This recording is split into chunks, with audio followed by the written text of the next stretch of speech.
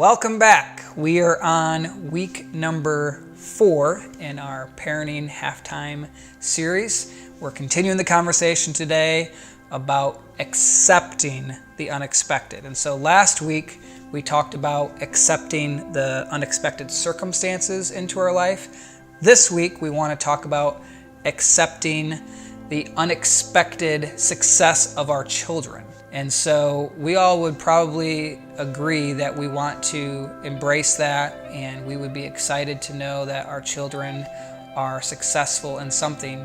And yet, the very fact that we know our kids and we understand them and we listen to them can sometimes actually get in the way of allowing them to grow in an area that we just didn't see coming. And so I've got 4 kids. I've got a 10-year-old daughter named Jaden, an 8-year-old daughter named Brielle, a 5-year-old daughter named Adeline, and then a 1-year-old boy named Pre. Yes, that's right, Pre, P-R-E. And there's lots of stuff I know about my kids. So for example, with Jaden, she is a perfectionist. She is an artist. She is a leader. She is very opinionated. She's a persuader. In her worst moments, she can be a manipulator. She's a big picture thinker. She loves gymnastics. She loves singing. She's also very stubborn. And then with my 8-year-old daughter, Brielle, she's a runner. She's a climber. She also is very servant-hearted. She's a friend to all of her friends. She would do anything for them. She's also very competitive, and she just gets stuff done. Whatever's in front of her, she gets done.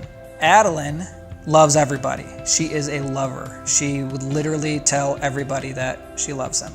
She's very dialed into her feelings. Her highs are high, her lows are low. She's very emotional. She's a dreamer. And then with Pre, he's a very observant little boy. He is independent. He's very determined. He's tough but tender. We call him our gentle giant.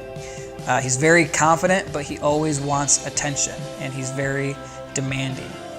And so like with Jaden, for example, her love language would be she loves gifts. With Brielle, she just wants quality time from mom and dad. With Adeline, what she wants more than anything else is physical touch. And then with Pre, you guessed it, he loves words of affirmation. And so those are some of the things that Becky and I, as we've parented our kids now for the years that we have, we've observed in them and we understand about them. But that can actually get in the way of their growth because they're not defined by that. They shouldn't be labeled by that. They shouldn't think that that is necessarily who they are. And so, for example, one of the things I made that list about maybe like a year ago as I was describing my kids and trying to think through what they are. Well, the title artist didn't make the cut for Brielle. But guess who is becoming an artist over the past several months? My daughter Brielle.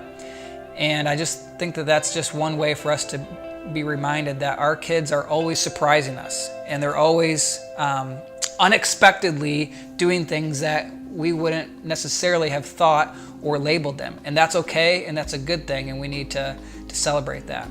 There's a phrase that we've adopted in our household that goes like this: our kids are free to try, they're free to cry, and they're free to fly. And that's a culture that we want in our household. We want our kids to always feel like they can try. We want them to always feel like they can share their emotions. And we always want them to feel like they can fly. And don't let us or our ideas or our definitions or what we've observed in you be the limiting factor for you exploring or trying new and exciting things. And so there's a verse in the Bible that oftentimes gets paired with husbands and wives, but it actually applies to our relationship with our kids as well, which is 1 Corinthians 13:7. Love believes all things. And so as we wrap this conversation up and we think about expecting the unexpected, remember the best way we can do that for our kids is to accept the unexpected. And sometimes that's just not the circumstances, it's actually accepting our kids.